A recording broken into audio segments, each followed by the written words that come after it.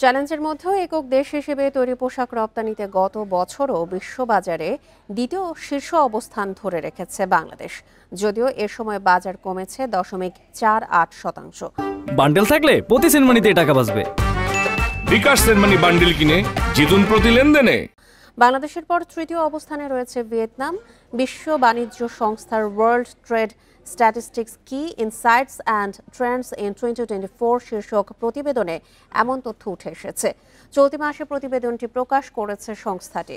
প্রতিবেদনে বলা হয়, গত বছর বৈশ্বিক পণ্য ও সেবা বাণিজ্য 4% বেড়ে 31.5 ট্রিলিয়ন মার্কিন ডলারে দাঁড়িয়েছে।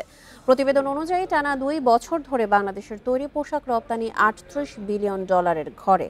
গত বছর রপ্তানি আয় ছিল 38.48 বিলিয়ন ডলার, প্রবৃদ্ধি 0.21%। রপ্তানিতে সামান্য প্রবৃদ্ধি থাকলেও বাজার হিস্সা কমে গেছে বাংলাদেশের।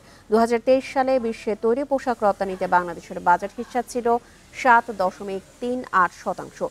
গত বছর সেটি কমে দাঁড়িয়েছে 6.90%।